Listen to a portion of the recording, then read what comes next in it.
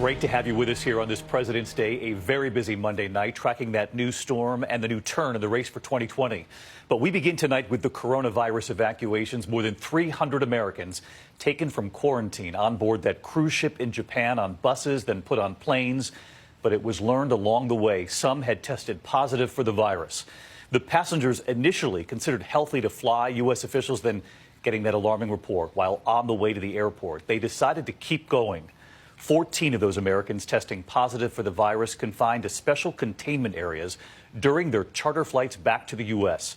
2 planes touching down in California and Texas. All passengers now under new quarantine right here at home. In fact, some have now been transferred to Omaha. ABC's Clayton Sandell leading us off tonight. Tonight, more than a dozen Americans back on U.S. soil, now believed to be infected with novel coronavirus, landing in Omaha, Nebraska today, escorted from the plane one by medical teams, rushed off by motorcade to this special isolation unit. They've had a very long journey, so I think we're not going to make any assumptions about anything that's passed along verbally. We're going to go ahead and just test everybody. 338 Americans were evacuated from the Diamond Princess cruise ship in Japan, flown to bases in Texas and California, arriving overnight. 14 are suspected of having a coronavirus infection. 4 now in isolation and hospitalized near Travis Air Force Base near Sacramento. 10 in Omaha.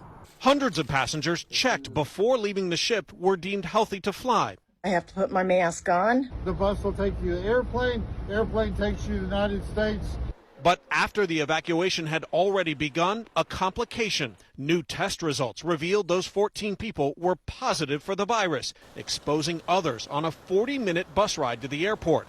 Officials making a critical decision, saying the safest option was to push forward with the evacuation, putting infected patients in the back of the planes in these special isolation chambers.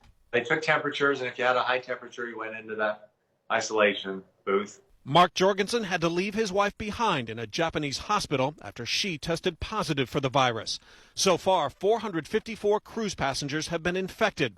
We met John and Melanie Herring when he spiked a fever and had to be hospitalized. He's now fighting the virus and has pneumonia. Goodbye, Diamond Princess. The couple deciding Melanie should be on that flight home. Melanie is now back in the U.S., telling us she too spiked a fever. All right, so let's get to Clayton Sandell. He is live from Omaha tonight. And Clayton, the rest of the roughly 300 passengers, the Americans who showed no sign of the virus, we know they spent time on those buses with these passengers, the Americans, the 14 who it's believed might be infected with coronavirus. Of course, more testing here at home.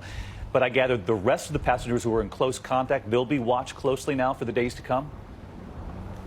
They will be watched very closely, David. They'll be in quarantine for 2 weeks. And it's important to note that those 14 others who tested positive in Japan will be tested again here in the States.